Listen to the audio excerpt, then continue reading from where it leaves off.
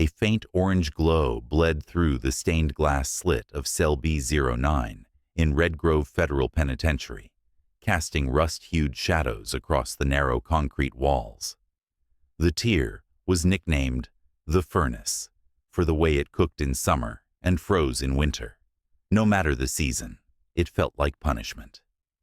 Elias Leo Navarro, 42, lay shackled to a steel cot, staring at the blistered ceiling, eyes red from a night of carousel dreams. In those dreams, his daughter Isabel would laugh, spinning on cracked wooden horses while their Labrador, Finn, barked at mirrored illusions. The music always warped at the end, melting into the harsh clang of prison alarms. That's how Leo knew he was awake. April 2nd. The date was marked in pencil scratches on the wall beside his execution order, scheduled for June 5, 2027, at 6:45 a.m., for the alleged abduction and death of 10-year-old Ryan Monroe, son of Congressman Walter Monroe. Under Red Grove policy, inmates sentenced to death could request one extraordinary visit in the 60 days leading up to execution. Leo had submitted that request 3 times. Twice rejected for minor paperwork errors, the third attempt had stuck. His request was simple: 1 hour, in any secured room, with his daughter Isabel and Finn, her certified therapy dog. The warden had not replied until now. Footsteps echoed down the concrete corridor, heavy, deliberate, not the bored shuffle of routine guards. Warden Miriam Holt, tall and unreadable in her navy trench coat, appeared at the bars, holding a slim brown file. "You've been approved," she said. "Tonight, 2000 hours, Laundry Wing C, 1 hour, no contact beyond a hug. The dog stays leashed." Leo's breath caught. He nodded slowly, hoarse from silence. "Thank you, ma'am." "This isn't clemency," Holt added, sliding a waiver through the slot. "Your date still holds." Leo took the pen with trembling fingers. "I know. I just need to say goodbye." High above the chaos, Warden Miriam Holt stood alone on the rooftop garden, her coat pulled tight against the rain. Below, red and blue strobes flickered across the yard as patrol vans swept the perimeter. She held a mug of cold coffee, eyes locked on the storm clouds. The prison's IT desk had just pinged her. A 6-second video loop had been detected in the Laundry Wing's surveillance feed. Someone inside had engineered a cover-up, and not for the first time. Her headset buzzed. "Lieutenant Reardon reporting. No breach confirmed yet. Handler cleared, but I'll have names by morning." Holt didn't respond right away. She stared into the dark, weighing decisions.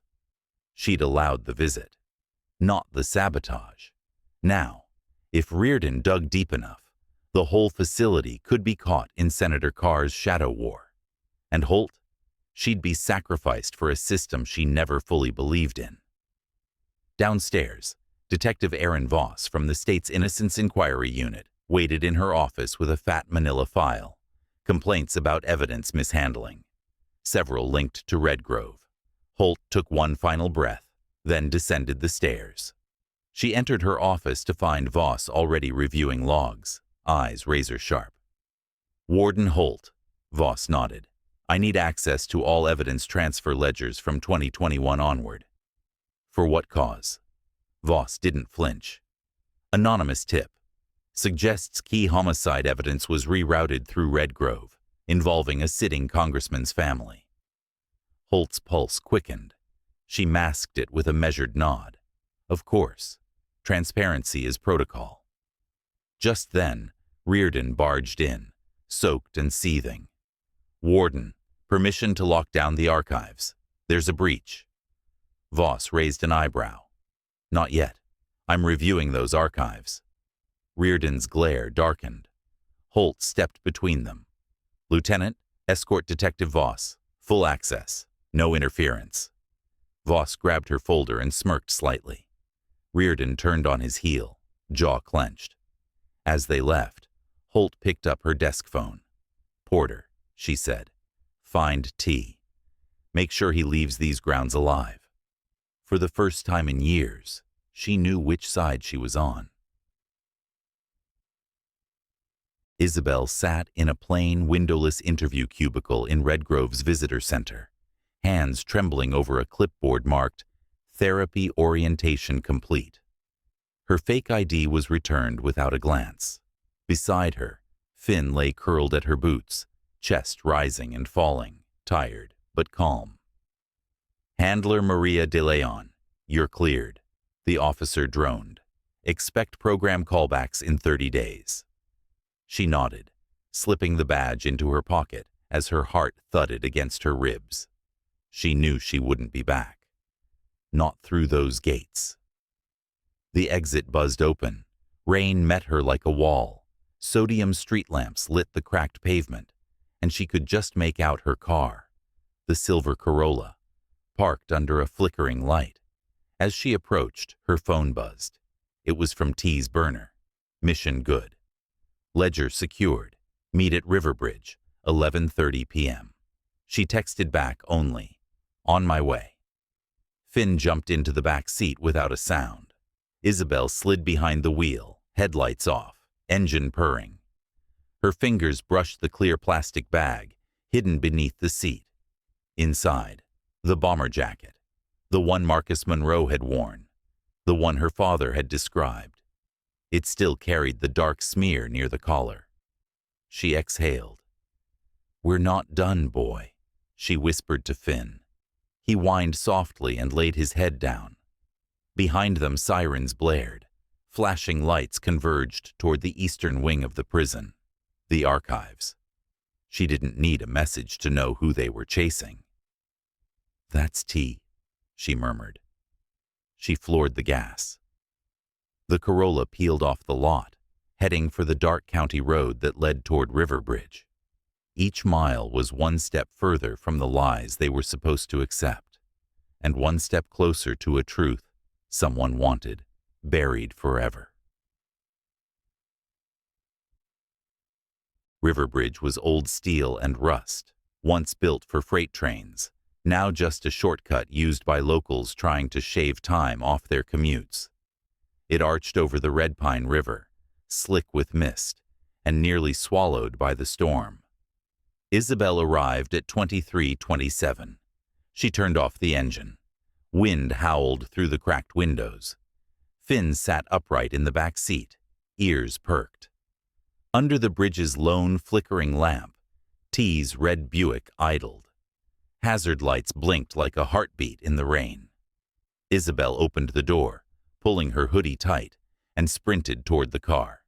T emerged, limping, coat soaked, one arm bandaged with gauze the color of rust. "You made it," he shouted over the wind. She held up the sealed plastic bag. "The jacket's in the car, blood stains still intact." T nodded, pulling out a bulging evidence ledger, now laminated in plastic. "Reardon used me to transfer it. Signature, timestamp, fake code. It all leads back to Senator Carr." They didn't have time to finish. Finn growled. At the far end of the bridge, a black SUV rolled out from the shadows. Headlights ignited, cutting through the downpour. The logo on the bumper was faint, but unmistakable. Monroe 2028. T's face darkened. "That's Marcus." The SUV crept forward, slow and steady, like a predator confident it wouldn't need to run. T turned to Isabel. "We can't outrun him.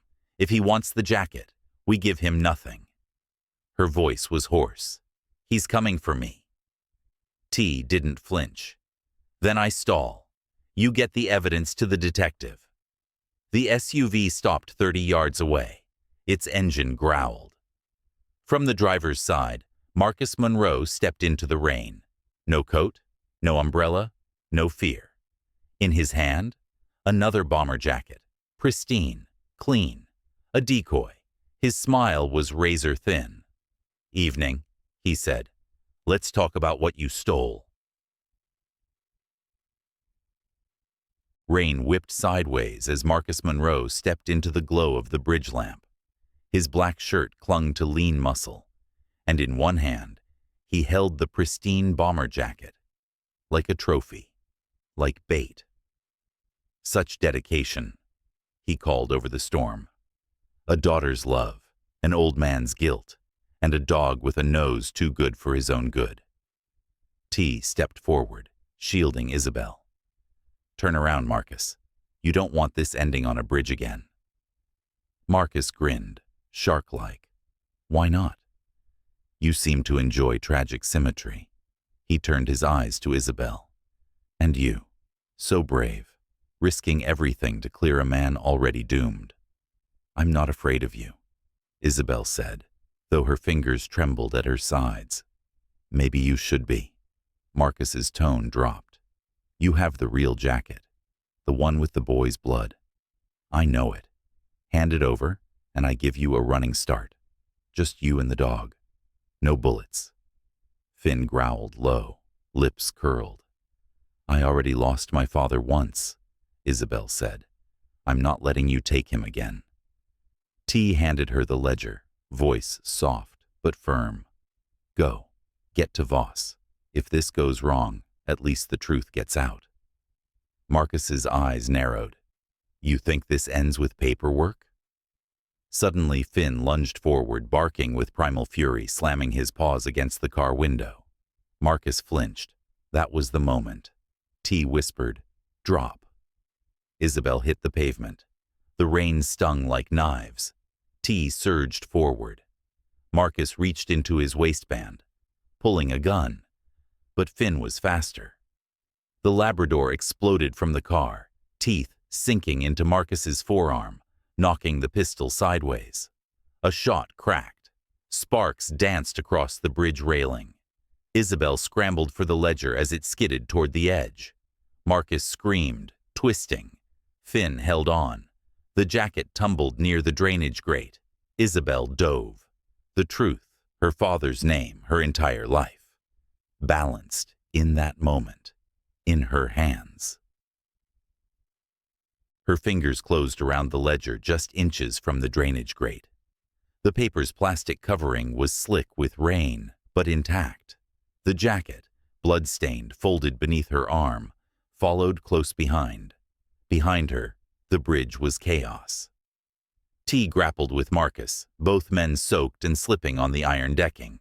Finn, though aging and worn, darted in and out, snapping at Marcus's legs, buying precious seconds. Isabel turned, clutching the evidence. We have it, she yelled. But Marcus was already rising. A knee to T's stomach sent him stumbling. Marcus kicked Finn hard, knocking the dog to the pavement with a yelp. He lunged for Isabel, but T caught his arm. The gun clattered across the bridge. Marcus roared, throwing an elbow into T's jaw. T collapsed to one knee, blood pouring from a reopened wound. Run, he croaked. Isabel hesitated. She saw the bomber jacket lying half-soaked near the guardrail. The real one. The one with Ryan Monroe's blood. Marcus saw it too. They both dove. Isabel got there first. She snatched it, clutching it against her chest, heart pounding. Marcus tackled her. The jacket flew from her hands, skidding across the bridge toward the very edge. Finn surged forward, teeth bared. Marcus raised a boot to kick again, until the sudden blinding flash of headlights cut across the rain. A sheriff cruiser roared onto the bridge, tires shrieking. Red and blue strobes danced across steel. Marcus froze. For one frozen moment, he weighed his options. Then he ran. He sprinted toward the SUV, slipping once, then diving behind the wheel. Finn tried to chase but slipped, paws scrambling uselessly on the slick metal.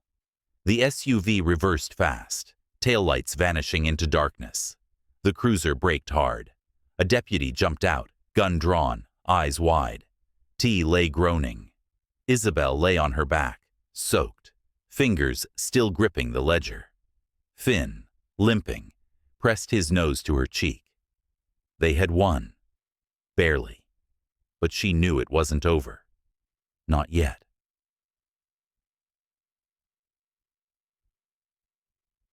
The rain finally softened as the deputy called in backup. Sirens echoed in the distance, growing closer. T sat slumped against the guardrail, panting, blood smeared across his shirt. Isabel crawled to him, the ledger and the jacket cradled in her arms like sacred relics. "You okay?" she asked, voice cracking. He winced. "Bullet grazed my leg, ankle's done, but we kept it." Finn limped back to them, tail wagging weakly, eyes alert. Isabel hugged him tight. Another deputy arrived and dropped to a knee. "We've got EMS inbound. Stay still, sir." T coughed. "Forget me. Get the girl and the evidence to Detective Voss. Columbus Courthouse. She's waiting." The deputy blinked. "You're serious?" T pointed to the ledger in Isabel's arms. "That book and that jacket. Proof of evidence tampering, blood chain, the whole thing. And Marcus Monroe just tried to kill us for it." Isabel handed over the jacket, now sealed again in the plastic bag. The blood stain near the collar remained, even through the downpour. "You're riding with me," the deputy told her. "Now." T grabbed Isabel's hand. "Go. Finish this." She nodded, blinking back tears. "We'll meet again." I promise. 2 minutes later, Isabel and Finn were in the back seat of the cruiser, red and blue lights flashing across the soaked windows. As the car turned off the bridge, Isabel looked back one last time. T raised a trembling hand, IV bag already hanging from the gurney. She understood his parting words, even if she couldn't hear them. "Finish this." The cruiser accelerated toward Columbus, headlights cutting through the storm's remnants. In her lap lay the future of everything. Her father's name, the truth about the Monroes, a dog's devotion, and a girl who'd just outrun death to deliver it all. Even at 2 a.m., the lights of Columbus District Court still burned. Broadcast vans lined the sidewalks. A few journalists lingered, sensing something was unfolding, though they didn't yet know what. The sheriff's cruiser pulled to the curb. Detective Aaron Voss stood waiting under an umbrella, blazer wrinkled, coffee in hand, exhaustion in her eyes, but alert as ever. Finn jumped out first, shaking off rain. Isabel followed, clutching the sealed evidence bags.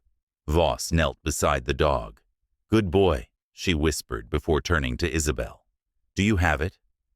Isabel handed over the ledger first, then the jacket, its weight far heavier than nylon and blood. "It's real. His scent is still on it. And the chain of custody. It proves Reardon moved it under Senator Carr's orders." Voss's eyes darkened. "We've got what we need." Inside, the courthouse was quiet, echoing with the distant hum of vending machines and security doors. A sleepy clerk buzzed them up to Judge Elena Kim's chambers. The judge, hair in a silver braid, wore slippers with her robe, but had courtroom steel in her posture. Voss presented the evidence swiftly. Chain of custody breach, duress signature from maintenance staff, physical proof of withheld material, violent obstruction attempt tonight by Marcus Monroe. Judge Kim flipped through the ledger, silent. Then she picked up the jacket, holding it like a ghost from another life. "Preliminary injunction granted," she said, signing the order with a swift stroke. "Execution delayed, 24 hours. Longer if DNA match is confirmed." Voss pulled out her phone. "Courier's already en route to BCI lab. Results by 9:30. The judge nodded. "Then we move fast." She turned to Isabel. "Miss Navarro, you understand you forged documents to enter a state prison. That's a felony." Isabel stood straighter. "Yes, Your Honor. But you also may have saved an innocent man's life." The pen clicked shut. The ledger, now officially logged, sat on her desk like a declaration. The fight wasn't over, but for the first time, the law was listening. By 4 a.m., the legal team had taken over a quiet corner of the courthouse, an old law library mezzanine, its walls lined with books, too outdated to cite, but perfect for pacing. Detective Voss typed furiously at her laptop, building the emergency appeal. Next to her, attorney Daniel Cho from the Innocence Project Alliance sifted through scanned documents, linking every anomaly in the evidence ledger to Redgrove's internal protocols. They had everything but time. Isabel sat on a worn leather couch, curled up with Finn across her lap. The dog, weary from the fight, had finally drifted into a light snore. On the table, cocoa, 2 ham sandwiches, and a large manila envelope labeled Exhibit A, Physical Evidence, Jacket. Chain of custody breach, Cho muttered. Transfer signed under duress. Internal code matching Senator Carr. Marcus's attempt to intercept it tonight confirms obstruction. Voss nodded. The only piece left is the blood match. Isabel glanced toward the windows. The storm had passed. Dawn's pale light now pressed gently against the courthouse glass, streaked with purple and orange. Then, her phone buzzed. Unknown number. 1 message. She opened it. Your dog bleeds next. Her breath caught. She showed it to Voss without a word. The detective's face went cold. We're moving. Within 5 minutes, they exited a side door into an alley behind the courthouse. A black SUV parked nearby. A decoy. Cho's dusty Honda idled beside it. Get in the back, Voss said. We've got a safe house in the Antiques District. Owner's a friend. Top floor. No records. Isabel slid into the back seat. Finn followed, eyes sharp again. As the car pulled away, she clutched the evidence bag tighter.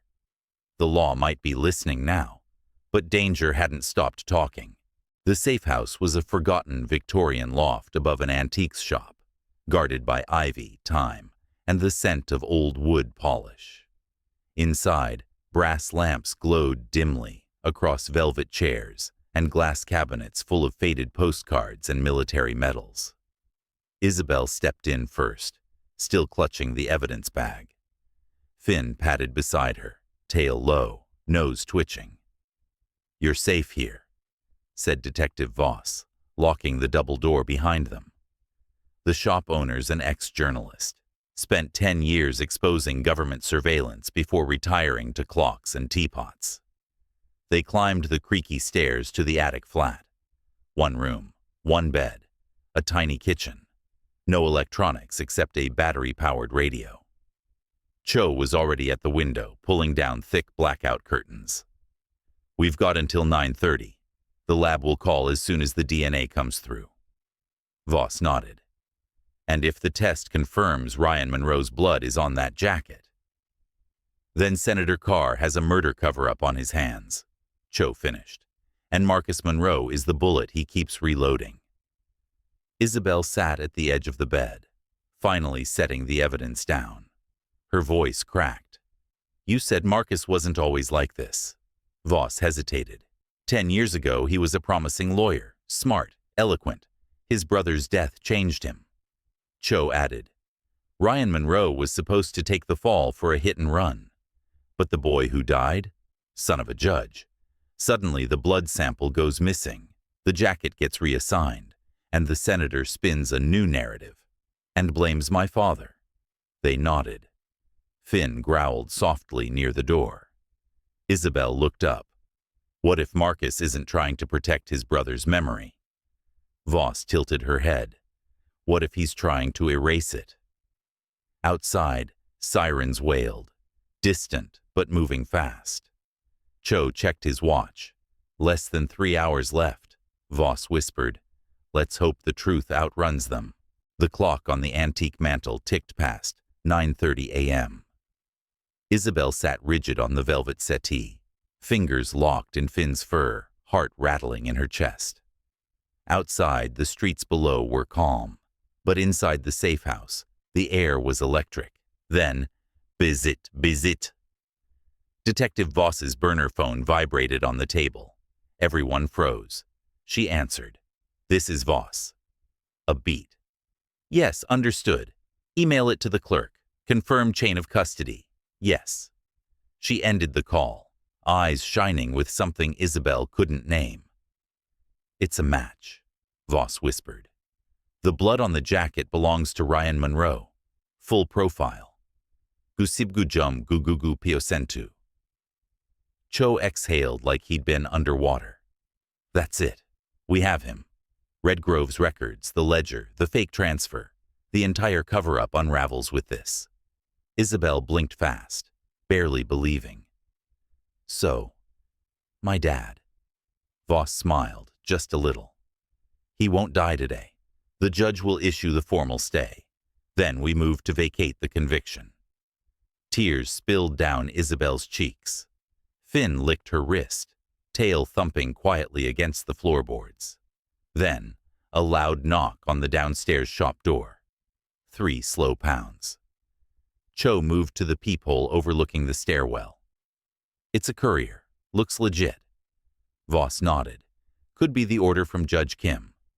She descended the stairs carefully, hand on her concealed holster. Cho followed. Isabel waited above, watching shadows flicker through the lace curtain. Downstairs, voices exchanged, low, cautious. Then footsteps returned. Voss appeared, waving a sealed envelope, golden court seal, stamped in wax. "Official injunction. Execution halted." And she held up a USB, video footage from Redgrove. T's final upload made it out. Isabel clutched the jacket and ledger close, finally allowing herself to breathe. But as Voss handed over the envelope, Finn began to bark.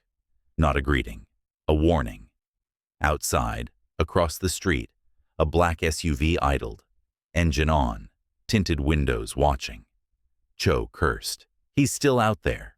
At exactly 5:15 a.m., Isabel Navarro steered a scratched silver Corolla down Interstate 78, headlights reflecting off the rain-slick asphalt that cut through forgotten Pennsylvania farmland.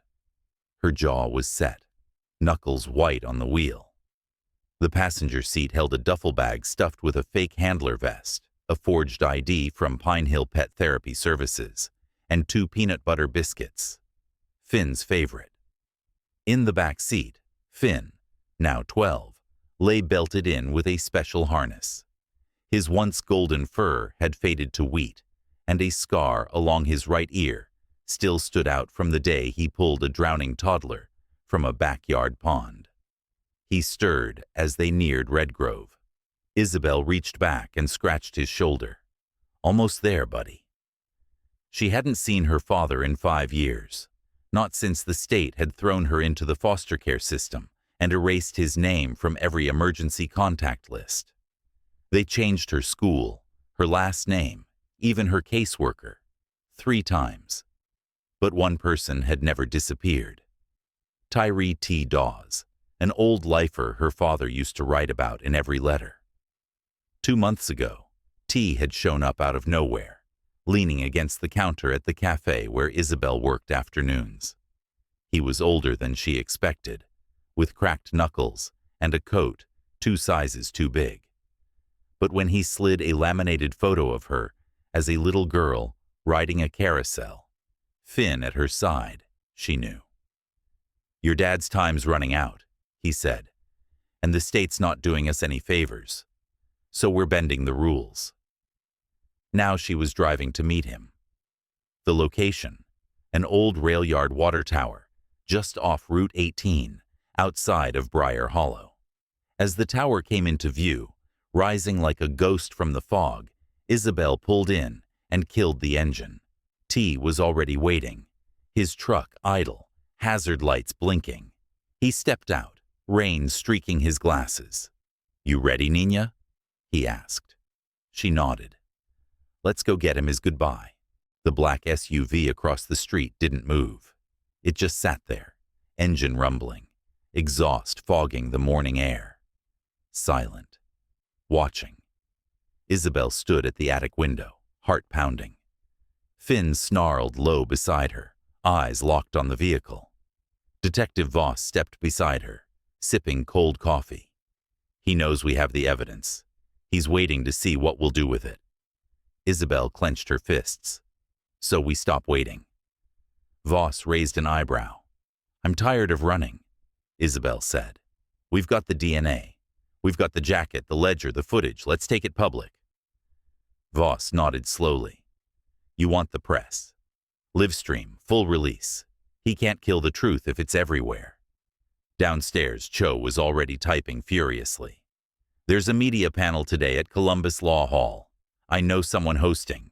If we move now, we can hijack the room.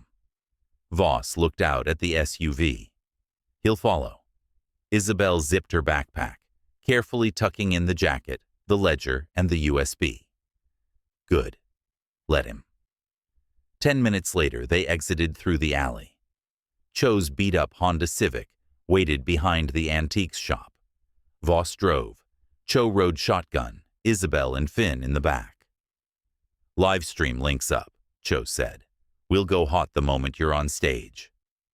They hit the main road. The SUV followed, a black shark sliding through traffic. Never too close, never too far. Isabel stared at it through the rear window, heart steady now. If he wants to stop us, he'll have to do it in the open, in front of everyone. Voss smirked. That's assuming he still believes in consequences. Isabel whispered, He will. The courthouse clock tower came into view.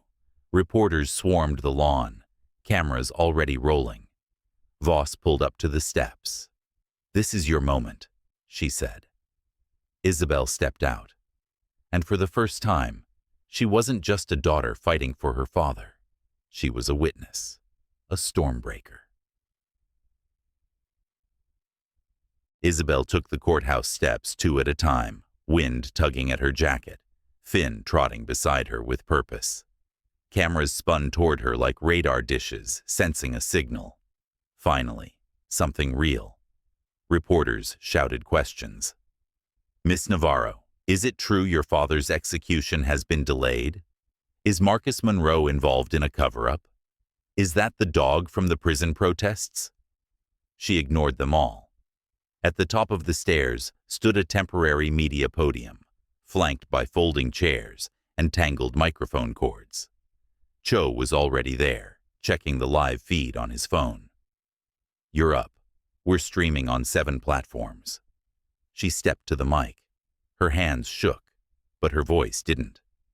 My name is Isabel Navarro. I'm here to tell the truth about my father, Miguel Navarro, and the people who tried to bury him. Cameras clicked. She held up the ledger, then the bomber jacket, sealed tight in a clear evidence bag. This jacket belonged to Ryan Monroe. His blood is still on it. We have the DNA, the chain of custody, and the footage proving it was stolen from evidence lockup at Red Grove Prison. A ripple ran through the crowd. Phones went up. Comments flooded the stream. She continued. The man who planted this evidence, who orchestrated the cover-up, who tried to kill me and my dog. She looked directly into camera 3, knowing Marcus was watching. Is Marcus Monroe, acting under the orders of his father, Senator Edwin Carr. Gasps. Somewhere, a reporter shouted, That's defamation, are you sure? Isabel didn't flinch. I'm not accusing. I'm proving. The documents are online now, uploaded in full. She nodded to Cho, who pressed enter. Screens across the courthouse lit up. Phones pinged. Laptops chimed. Within seconds, the files were global. No more shadows. No more hiding. Isabel Navarro had spoken, and the world was listening. The courthouse lawn erupted like a hive struck by lightning. Journalists scrambled, phones glued to their ears, broadcasting Isabel's words faster than satellites could keep up. Online, hashtags surged.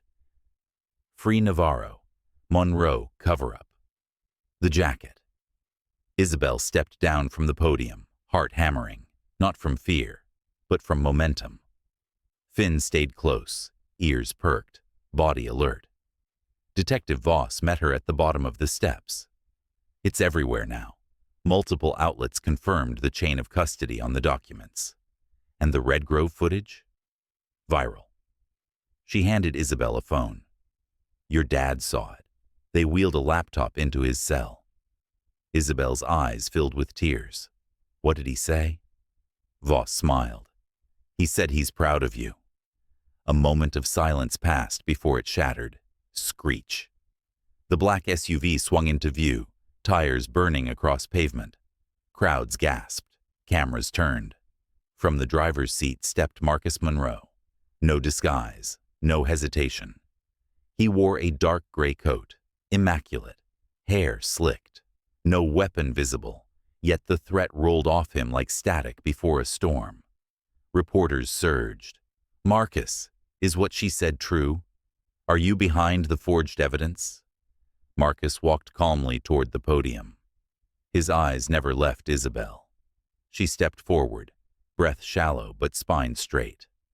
I told the truth, she said before he could speak. Marcus raised his voice, low and commanding. You told a version, but there's always another chapter. He looked at the cameras. You want my side? You'll hear it. Gasps, murmurs. But Isabel didn't retreat. I've read your side, she said.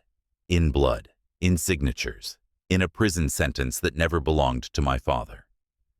Marcus tilted his head, almost admiringly. You're your father's daughter. And you're what your father made, she replied. The crowd was silent now. Two families, two truths, and one final battle looming. Marcus Monroe stepped onto the courthouse podium, adjusting the microphone with the ease of a man raised in front of cameras. Reporters parted instinctively, giving him space, though not out of respect, out of tension. Isabel remained at the bottom of the steps, arms crossed, heart racing. My name, Marcus began, has been dragged through the mud by a grieving child. Cameras clicked. Live stream chat exploded. She's accused me of planting evidence, of covering up a crime, of endangering her life. But what she hasn't offered, he said, gaze sweeping the crowd, is context. He paused. My brother Ryan Monroe was a troubled soul. He died in a hit and run. The jacket may be his, yes. But did it prove anything, beyond a desperate attempt to rewrite history? Reporters murmured. Some nodded, some scowled. Isabel shouted, It proves you let an innocent man rot. Marcus turned, expression cold. Or it proves that your father lied, that he manipulated you, that he staged this media circus as his final move before justice caught up. Gasps rolled through the audience. Isabel stepped forward. Then why did you try to kill me on that bridge? Silence. Marcus's smile didn't falter. I pursued you to retrieve state property. You fled like someone who knew they were guilty. Voss clenched her jaw. Cho hissed. He's spinning it, turning everything upside down. Marcus looked directly into the main camera. I have always acted in service to truth, but this crusade has crossed a line. He tapped the mic once. I will be pressing charges for forgery, trespassing, harassment, and the illegal distribution of sealed government files. Reporters gasped again. Isabel stared in disbelief. Marcus stepped down slowly, whispering as he passed her. You wanted a war. Let's see if you survive one. Then he was gone, melting back into the black SUV. And just like that, the chessboard had reset. The press conference ended in chaos. Microphones fell. Reporters argued live on air. Commentators began spinning Marcus Monroe's counterattack before Isabel had even left the courthouse steps. Inside the courthouse, Isabel stood in a side corridor, staring blankly at the marble floor. Detective Voss paced nearby, phone glued to her ear. Yes, I understand. No, she's not under arrest, yet. But we need protective custody, now. Cho leaned against the wall, rubbing his temples. Marcus filed charges, 4 of them. The forgery alone could mean time, and the leak. He didn't finish the sentence. Isabel barely registered the words. Her mind spun like a compass in a storm. She had told the truth, and it was costing her everything. Voss clicked off her phone. "You're to be detained for questioning. Not jail yet. But we can't stop this unless we have something bigger." Isabel's voice cracked. "What could be bigger than the truth?" Cho answered softly. "A confession." Voss nodded. "From someone inside the machine, someone who knows what Marcus buried, and who helped him do it." Isabel looked down at Finn, now lying silently at her feet, sensing her pain. Suddenly her phone buzzed. Unknown number. One message. "Meet me where it started. Come alone. T." Her breath caught. Cho read it over her shoulder. "He's alive?" Isabel whispered. "He never left." Voss stepped forward. "It could be a trap. He's hurt, and Marcus is watching you." But Isabel had already made up her mind. "If there's a chance he has the proof to end this, I'm going." Cho reached into his pocket and handed her a burner phone. "Take this. Keep it on silent, and don't trust anyone." Voss exhaled. "God help us all." Isabel turned toward the exit. The truth had broken the silence, but now it was time to finish the war. The sun was low when Isabel slipped through the back gate of West Hill Cemetery, the same place where she first saw Finn pacing beside a weathered headstone. Only now, everything was different. She wasn't a girl chasing a ghost. She was a woman confronting one. The path was overgrown, but Finn remembered. He trotted ahead, tail high, nose sharp. Near the tall oak tree, a figure stood in the shadows, lean, hoodie pulled tight, baseball cap tilted low. T. He didn't speak right away, just watched her with tired eyes. "I thought you were dead," Isabel said. T gave a ghost of a smile. "I was, almost. Then I wasn't, thanks to Finn." The dog wagged once, then sat protectively between them. T pulled a flash drive from his coat. "Everything's here. Audio, files, records.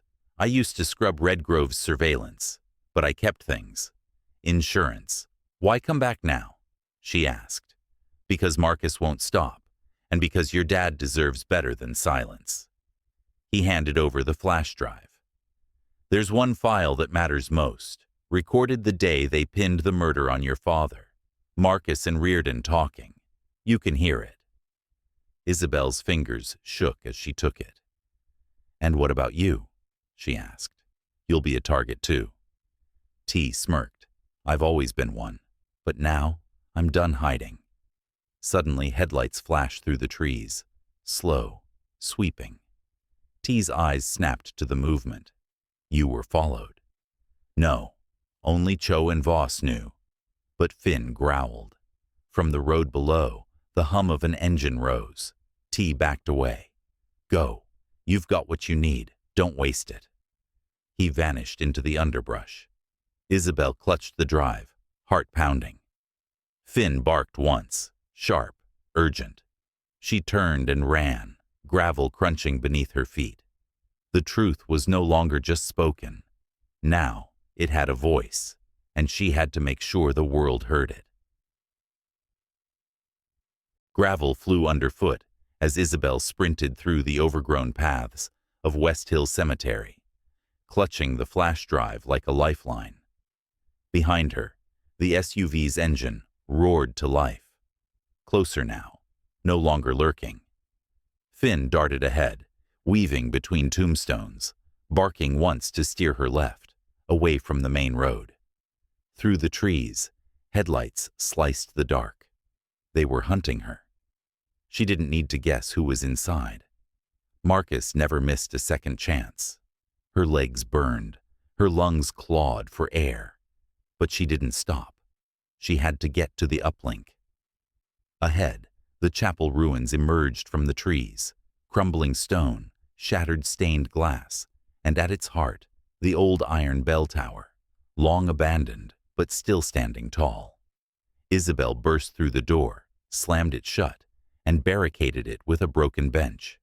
She yanked out Cho's burner phone, slid in the flash drive, and activated the auto-upload program. Initializing. Outside, gravel crunched. He was here. She looked around. No exit, just the ladder to the bell platform. Finn growled low, crouched near the door. Up, she whispered. They climbed. Wind howled at the top. The town stretched below. Rooftops, traffic lights, blinking antennas. Signal bars, full. The phone screen blinked. Upload complete. Baeg Peocento, she exhaled. Below, the chapel door splintered. A figure stepped inside. Marcus's voice echoed up. You really should have taken my offer, Isabel. She didn't answer. Not this time. Instead, she stepped into view at the tower edge, flash drive held high. He looked up, expression darkening. I hope you're watching, she said into the wind. Somewhere, every screen she touched lit up. Every lie began to crumble, and every truth screamed out across the world, unfiltered. Isabel Navarro wasn't hiding anymore. Now, the reckoning belonged to everyone.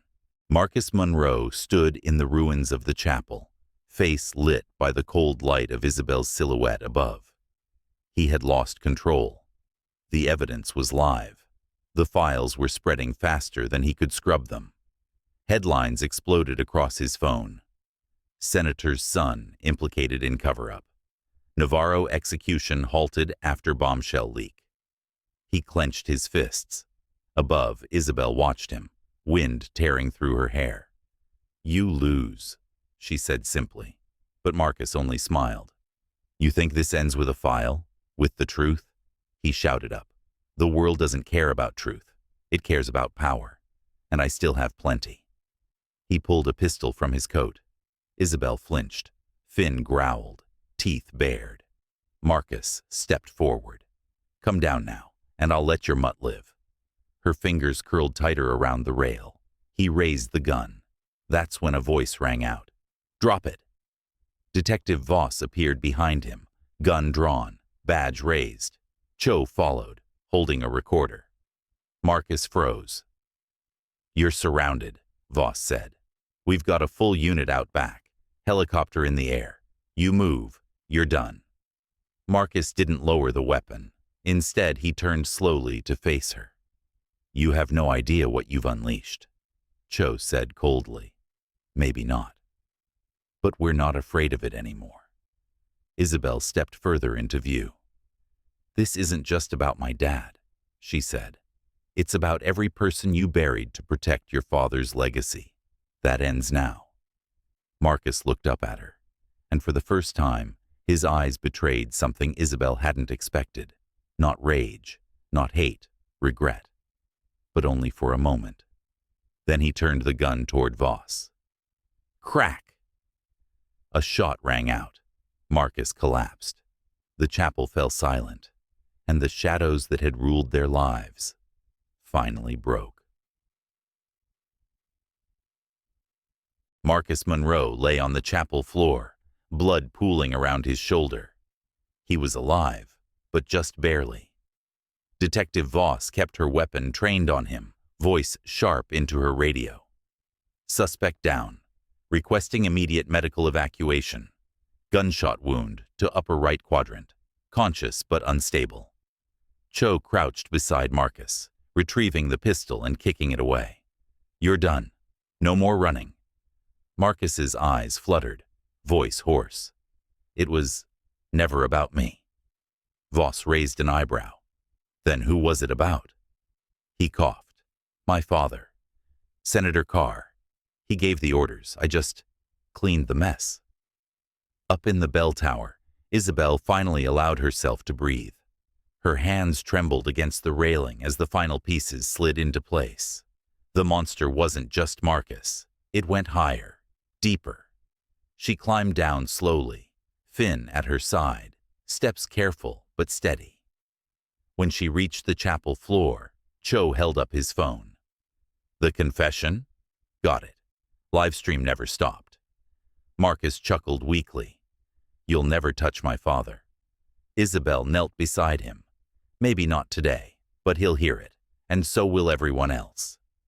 Sirens screamed in the distance, approaching fast. The cavalry had arrived.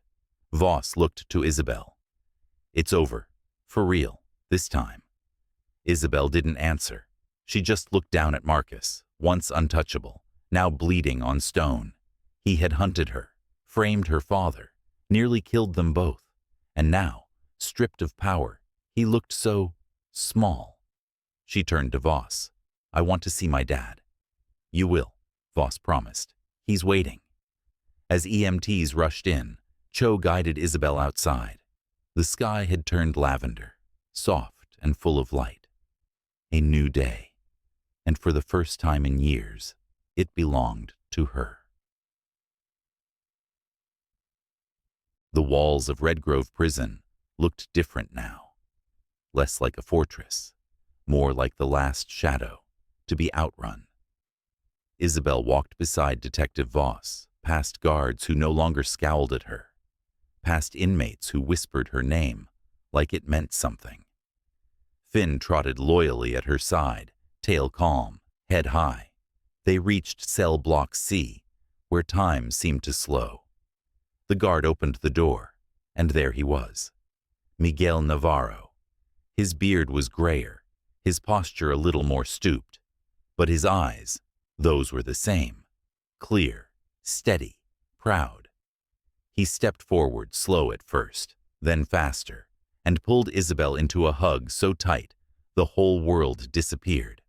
She clung to him, tears soaking into his shirt. I did it, Papa. We did it. He laughed through his own tears. I saw. The whole damn speech. You looked like your mother. They pulled apart, just slightly. You were never supposed to carry this, he said. I didn't carry it alone, she replied. Cho, Voss, even Finn, and someone from inside. They helped. Miguel knelt, stroking Finn's head. You kept her safe, didn't you, boy? Finn wagged once, eyes gentle. Voss gave them space but stayed close. Miguel looked at Isabel again, voice soft. Is it really over? She hesitated. Marcus confessed. The files are out. But his father, that's another battle. Miguel nodded. One you won't fight alone. They sat on the metal bunk side by side, no bars between them, no lies. Isabel pulled the flash drive from her pocket. This is everything. It started here, but it ends with truth. Everywhere. Miguel smiled. Then maybe we can begin again. The guard knocked gently.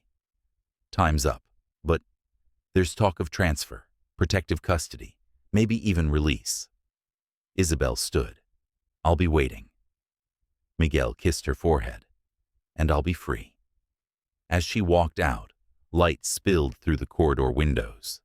This time, it didn't feel like escape. It felt like coming home. The rain grew heavier as T handed Isabel a worn paper bag. Inside, a prison laundry jumpsuit, a name badge labeled Maria de Leon, Therapy Dog Volunteer, and a plastic lanyard. It smelled faintly of bleach and old soap. Change in the back seat, T muttered, eyes scanning the fog-covered horizon. Make sure your curls stay hidden under the cap. She did as told, heart pounding. As she struggled into the uniform, T unpacked a clipboard with actual intake forms.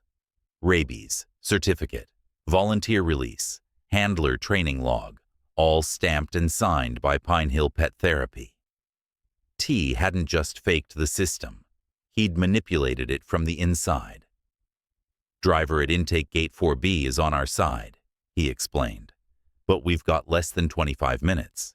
After that, the shift changes, and your window slams shut.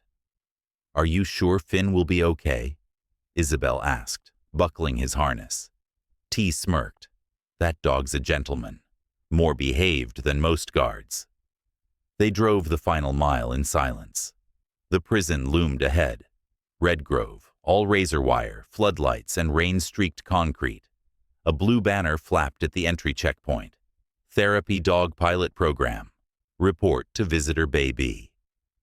Showtime, T muttered, pulling over into the shadows of a delivery dock. I can't go past this line. Redgrove banned me till 2035, Isabel stepped out. Finn followed, calm and alert. T placed a hand on her shoulder. If Reardon's inside, he'll be hunting for cracks, he said. Stick to the handler role. Keep moving. Don't try to be brave. Just get to your dad. He slipped her a folded map. Green tape on the floor. Laundry wing C. You'll see a copper hook on the wall. That's your drop point. She pocketed it, took a deep breath. Wait for my text, he added, backing away. If things go south, you head for the exit. No hesitation. Isabel nodded once. Thanks, T. Then, with Finn at her side, she walked toward the gates of Redgrove, rain soaking into the borrowed uniform. By the time Isabel stepped back into daylight, the world had already changed. News choppers circled overhead. Anchors shouted over each other on the courthouse steps. Phones buzzed in every pocket. Screens blazed headlines like fireworks. Navarro declared innocent by new evidence. Senator Carr under federal investigation. Marcus Monroe in custody. Audio confession leaked. Cho met her at the gates, eyes bleary from no sleep, coffee in hand. You're trending in 72 countries. Great, she muttered. Exactly what I always wanted. He laughed. The people love you. Some are calling you the girl who broke the system. Others, the whistle daughter. She rolled her eyes. Let's stick with Isabel. Detective Voss joined them, holding a legal folder. The Department of Justice is moving fast. They've frozen Marcus's accounts, subpoenaed Carr's private servers, and... She smirked. They want to speak with you in Washington. Isabel blinked. Wait, what? You're the center of the storm now, but also the proof that truth cuts through. She looked around. People weren't running from her anymore. They were watching, listening, waiting. Cho nudged her shoulder. You scared? She looked up at the sky, brighter than it had been in years. I was, she said, but not anymore. He raised his phone. You ready to say something? She nodded, stepped forward, and stared straight into the camera lens. To anyone who's been silenced, anyone who's been punished for telling the truth, I see you. I was you, and I promise you this. The silence ends here. She paused. And the fight? It's just beginning. Flashbulbs went off. A cheer erupted from somewhere in the crowd. And just like that, Isabel Navarro became more than a daughter. She became a voice. And the world was finally listening. That night, Isabel didn't sleep peacefully. She dreamed of corridors, long, echoing halls, made of marble and whispers, of her father's voice reading bedtime stories in Spanish, of the prison lights flickering overhead like dying stars, and of Marcus Monroe, standing in a courtroom with no roof, shouting, "Truth is a weapon, and you turned it on your own blood." She woke in a sweat, breath catching in the dark. Finn lifted his head from the floor beside her bed, tail thumping once in comfort. She reached for the notebook by her bedside, the one she hadn't opened in years. It was her father's. Letters, sketches, notes, scribbled dreams for a future that had been stolen from him. On the inside flap, a quote, "Our words will outlive their walls. M.N." She didn't remember him writing that. She traced the ink with her fingers, wondering how many days he spent in silence, believing no one would ever hear him again. Now, the world knew, and still, it didn't feel like victory. She walked out onto the balcony. The city below buzzed with sirens, traffic, and headlines, still scrolling across midnight billboards. A world reacting, a world waking up. Behind her, her phone buzzed. A message from Voss. Carr's team issued a statement. They deny everything, but hearings are being scheduled. You'll be called to testify. Another from Cho. T is safe. Disappeared again. Said thank you. She smiled softly. Even ghosts needed closure. She sat down, notebook in lap, and began to write her own page. Not as a daughter of a prisoner, not as a whistleblower, but as Isabel Navarro, survivor, witness, and architect of a new kind of justice, the kind built on memory. And never again. Silence. The chamber of the Senate Oversight Committee was cold, its marble walls stark, its long wooden desk lined with men and women in dark suits and tighter expressions. Isabel sat alone at the witness table, mic in front of her, cameras pointed from every angle. Across the room sat Senator Carr, father of Marcus, architect of policy, and the man whose name had loomed over her entire life. He didn't look at her. He didn't need to, because the room was already charged with the weight of everything she represented. The girl who pulled the thread. A senator cleared her throat. Miss Navarro, for the record, state your relationship to Miguel Navarro. My father, Isabel answered, voice steady. Former maintenance technician at Red Grove Correctional, wrongfully convicted, now officially exonerated. The senator nodded. And your evidence was obtained. How? Through whistleblower collaboration, internal leaks, and a confession from Marcus Monroe himself. All verified, all public.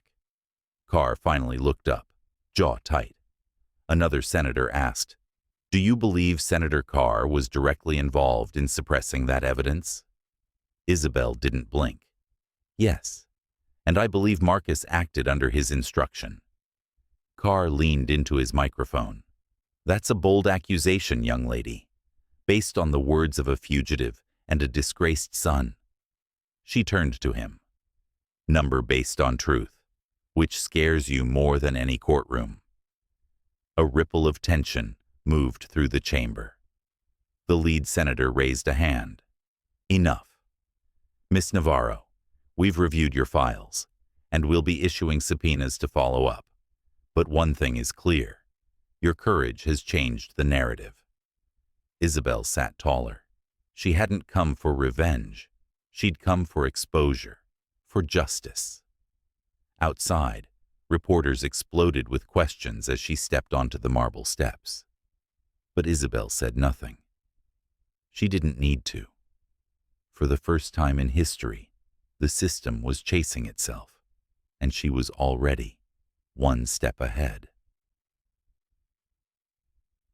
What began as a courtroom whisper had become a global reckoning. In the weeks that followed Isabel's testimony, new investigations erupted across the country. 3 prison wardens resigned. A federal judge was suspended. The Carr Foundation, once untouchable, was placed under full audit. And Miguel Navarro, he was transferred to a federal witness program, pending full release. His conviction wiped, his record cleared, his name, finally, restored. Isabel watched it all unfold from a distance, never fully stepping into the spotlight, but never disappearing either. She met with advocacy groups, spoke quietly at universities, and sat on panels, not as a politician, but as someone who had lived the silence. Finn followed her everywhere, his leash now more symbolic than necessary. One day, at a high school in New York, a girl raised her hand during a Q&A. How did you stay brave? Isabel paused, smiled gently. I wasn't always brave. I was angry, lost, and scared. But I had people who believed in me when I didn't believe in myself. That's how courage grows, not alone, but in echo. The auditorium went quiet, not out of silence, but respect. Afterwards, she stood in the hallway, watching students pass by, chatting, laughing, dreaming. A future she had helped protect. Cho sent a text. Carr's hearing set for Monday. DOJ is pushing hard. Voss followed with, you did it, and no one can take that from you. She typed back, we did it, together. That night, she returned to her tiny apartment, fed Finn, and opened her father's old notebook again. This time, she didn't read. She wrote. Because this was no longer about what had been lost. It was about everything that could still be built. And Isabel Navarro had just begun. The morning was crisp and golden when Isabel arrived at Red Grove Federal, one last time. But today, she didn't walk in through the side. Today, she waited at the front, beside a crowd of reporters, former inmates' families, and quiet onlookers, who had followed every moment of her journey. Finn sat beside her, tail swishing lightly. At exactly 9 a.m., the metal gates buzzed open, and Miguel Navarro stepped out. No handcuffs, no guards flanking him, just a simple canvas coat, sun on his face, and time finally catching up. Isabel ran to him before the cameras could. He caught her in his arms with the same strength he had when she was 5. "I kept dreaming about this," she whispered. Miguel pulled back slightly, smiling. "Me too. Only in mine, you always had pigtails." She laughed through tears. "We've both changed." Behind them, cheers rose, quiet at first, then swelling. A journalist called out, "Mr. Navarro, what's your first act as a free man?" Miguel looked at Isabel. "To thank the girl who freed me, and to spend whatever life I've got left doing some good." More questions followed, about Carr, about the hearings, about Marcus. But Isabel raised a hand, gently. "Today isn't about politics," she said. "It's about a man who survived the system, about every father, mother, daughter, and son who still waits behind locked doors. And it's about remembering why we fight, for the ones who never got this moment." The crowd quieted. Miguel looked at her, eyes shimmering. "You ready to go home?" she asked. He nodded. "More than anything." They walked past the gates together, Finn trotting happily between them.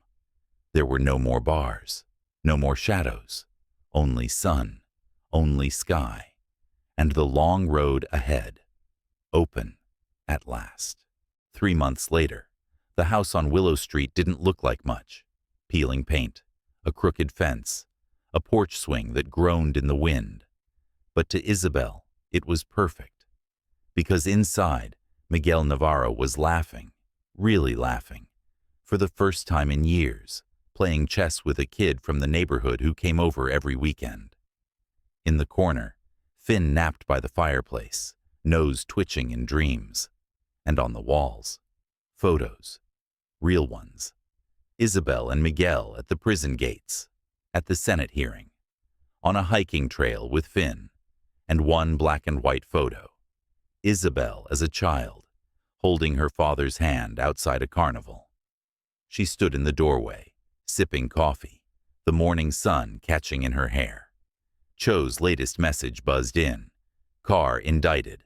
Full trial starts next month. You'll be called. Again." She smiled, typed back. "Let's finish what we started." Voss had already promised her a permanent position on the Justice Reform Board. But Isabel hadn't decided yet. She wasn't sure she wanted to be part of the system. Maybe she'd build something outside it, something cleaner, something true. Miguel looked up from the chessboard. "You okay, Isa?" She nodded. "Just thinking." He patted the empty chair beside him. "Come play. You used to be good." She smirked, sitting down. "I let you win, old man." Outside, kids rode bikes down cracked sidewalks. A neighbor waved. Wind chimes sang softly from across the street. The world hadn't magically fixed itself, but it had cracked open. And from those cracks, something honest had started to grow. Isabel moved her pawn forward, then leaned back, watching her father smile. A life stolen had been returned, and a life broken had been rebuilt. Not with vengeance, but with truth, with love, and with the courage to never stop speaking, even when the world tried to silence you. A security officer in a plastic poncho waved her forward. Isabel kept her head down as she handed over the clipboard. Finn sat beside her, tail gently wagging, playing the part of loyal helper. Inside the booth, the officer examined each page, lips twitching as he read the forged volunteer badge. 17, huh? He muttered. You're a year under for therapy handlers. Isabel held her ground. Signed waiver from Juvenile Services is attached. Page 3. He glanced back at the file, then at Finn. Dogs chipped? Yes, sir. Registered with Pine Hill. Finn nudged his hand with the ease of 1,000 hospice visits. The officer grunted, then hit the intercom. Unit 4B. Proceed to check in. Handler and K9 cleared. The gates buzzed. Isabel exhaled as she stepped through. A guard named Porter, older and half-drenched, met her with a neon armband. Green band. That means stay close and don't ask questions, he said, clipping it around her wrist. We've only got 18 minutes before Officer Reardon does a sweep. Let's move. He led her through a long tunnel of buzzing lights and old tile. Finn trotted obediently, paws tapping in rhythm. At a steel door labeled Service Access, Laundry Wing C, Porter paused. Here's the real part. Tunnel's about 200 yards. Cameras are on a 2-minute loop, so keep moving. Don't stop. Don't bark. He opened the door. Humid air rushed out, heavy with bleach and old sweat. You'll meet someone named Gale down there. Don't make small talk. Just follow the green tape. Isabel nodded, pulse hammering. She stepped inside. Finn followed closely, nails scraping concrete. The door slammed shut behind them. In the tunnel, emergency lights flickered every 30 feet, casting long shadows on the curved ceiling. Electrical wires drooped like tangled vines. Somewhere far behind, something metallic clanged. Isabel froze. Finn stiffened, growling low, but no one followed. They moved again, faster now, hearts beating to the rhythm of fluorescent flickers and fear. The tunnel ended at a service hatch marked with a spray-painted green X. Isabel gripped the rusted handle, twisted hard. With a groan, the hatch opened into a humid chamber of industrial washers, Laundry Wing C. Steam curled from pipes. Piles of folded uniforms lined wire carts. A man in faded coveralls leaned against a table, arms crossed, a small earpiece barely visible beneath graying hair. You must be the girl, he said. I'm Gale. Finn sniffed him once and moved on. Approval granted. Your dad's down the hall, Gale continued, nodding toward a corridor painted egg white. Room C9. We've got the cameras on a loop, 2 minutes at a time. You'll get 1 hour max. After that, everything resets. Understood? Yes. Another man in a mechanic's vest stood near the exit, wiry, tattoos down his forearms, copper wire hanging from his belt. Time's running, he muttered. Isabel followed the green tape Gale had mentioned, winding through the hum of dryers. Her hand tightened around the pack of peanut biscuits in her pocket. She passed a barred window. Outside, dusk poured orange light over razor wire. She turned a final corner. He stood there. Elias Leo Navarro, shackled at the wrists and ankles, a single chain bolted to the floor. Behind a plexiglass partition, his shoulders were slumped, but his eyes, those same dark eyes she remembered, lit up the moment he saw her. Isabel, he breathed. She dropped to her knees and slid her hand through the small transfer hatch. Finn darted forward, shoving his nose through, licking Leo's fingers furiously. Leo laughed, an unsteady, cracked sound that broke into tears. He touched Isabel's fingertips through the slot. You're here. I told you I would be, she whispered. We're here. He wept. Finn whined, pawing at the barrier, tail thumping. 1 hour. That's all they had. And they'd fight the world for every second. The room buzzed faintly with the hum of old fluorescent lights. Isabel pressed her forehead to the plexiglass, as her father wiped his eyes with the back of a chained hand. "You look older," he whispered, voice raw, stronger. She smiled faintly. "I had to be." Leo glanced at Finn, who now lay with his snout pushed through the opening, still within arm's reach. "He hasn't changed much." "He waited for you," Isabel replied. She pulled a folded sketch from her pocket and slipped it through. It was a charcoal drawing, a carousel horse, Finn curled at its hooves, and Leo waving from the saddle.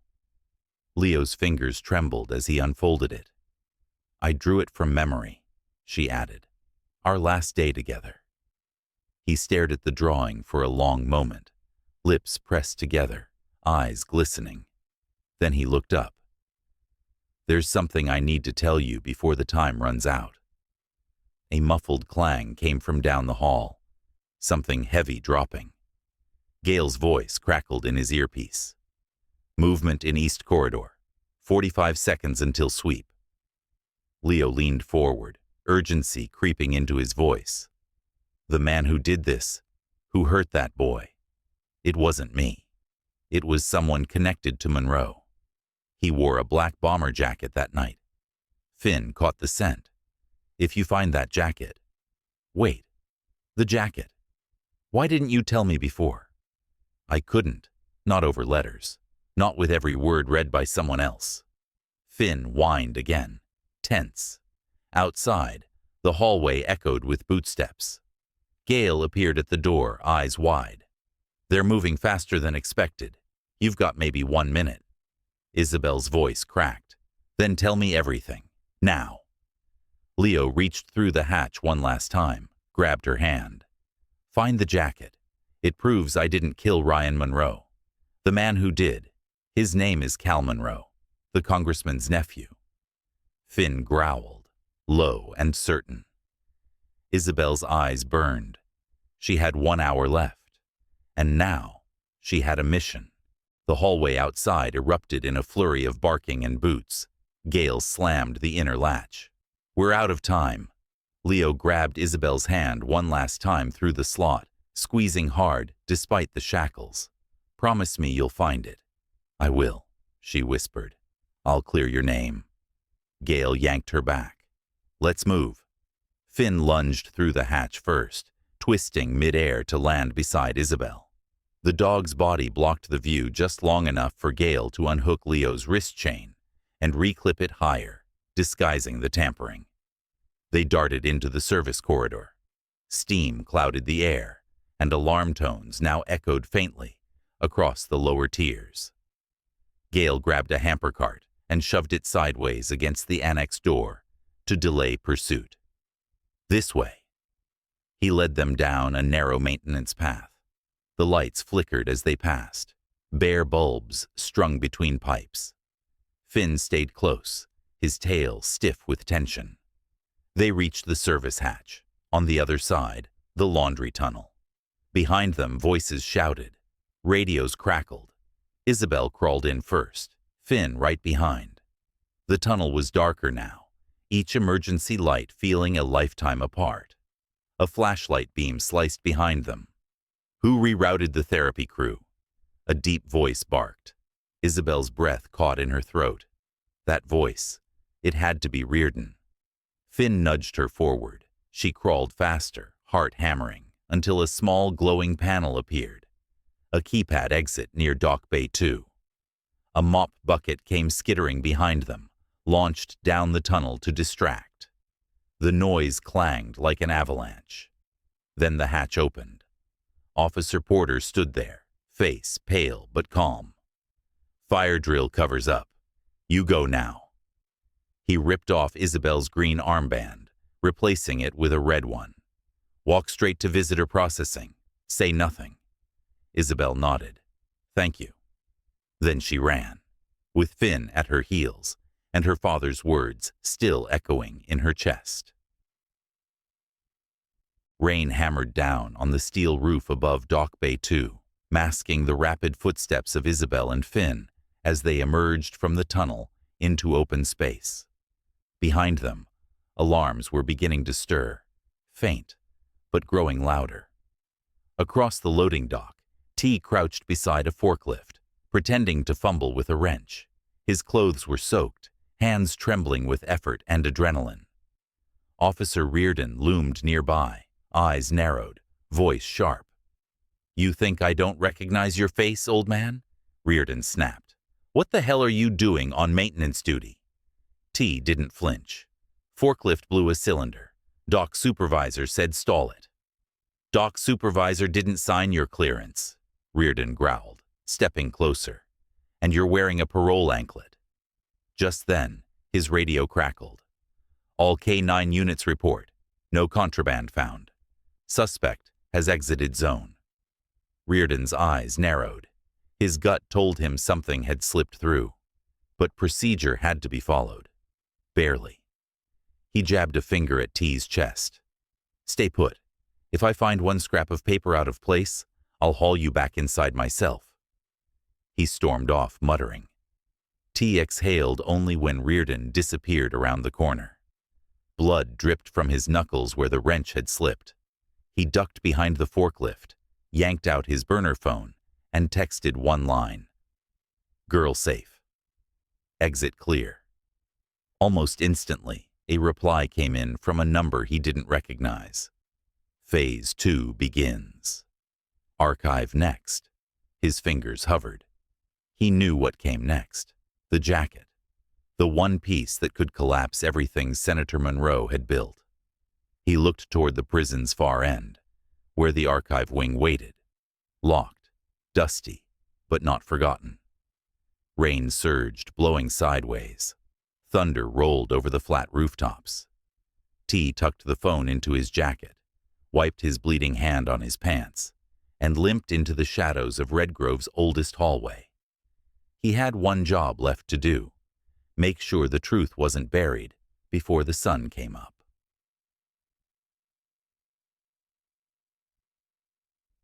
T slipped through the side corridor, every step a gamble. If Reardon doubled back or checked the logs too soon, everything would collapse. But the man had a weakness: control. He liked watching people panic more than chasing them. The archive storage room loomed at the end of the hall, locked by a rusted keypad. T pulled out a bent ID badge, one he'd swiped years ago from a careless junior officer. He swiped it once, twice. The red light blinked, then turned green with a reluctant buzz. Inside, the air was dry and thick with paper dust. Towering shelves of manila folders leaned like tombstones. T moved quickly, counting columns. His fingers shook as he reached Ledger 42C, Evidence Transfers, 2017 to 2025. He flipped through with growing urgency. Old traffic stops, confiscated shivs. Then, there. October 9th, 2022. Item: black nylon bomber jacket. Blood traces present. Tag ID: 7C-211. Cleared by Lieutenant N. Reardon. Grounds: temporary forensic reassignment. T's breath caught. He remembered the moment. He'd been fixing the prison boiler when Reardon shoved the clipboard into his hands. "Just sign," he barked. "Standard disposal." T hadn't questioned it. Now he knew better. His own signature was there. Witness line. Damning. Reardon had used him to launder evidence. T pulled out his phone, snapping shaky photos of each page. One entry stood out. Disposition code SFC-9. But SFC-9 wasn't standard. It was an internal abbreviation. T recognized it instantly. SFC equals Senator Franklin Carr. He mouthed the name, fury crawling beneath his skin. Just then, footsteps echoed in the hallway. A flashlight beam sliced through the crack beneath the door. He ducked behind a box of outdated intake forms, clutching the ledger like a lifeline. The door creaked open. A voice called out, "Anyone in here?" Not Reardon. Too soft. Maybe a rookie. T didn't breathe. The flashlight hovered, then turned away. The door shut. He waited 5 more seconds, then slipped out, photos in hand. He didn't just save Isabel's visit. Now he held proof that could bring the senator to his knees.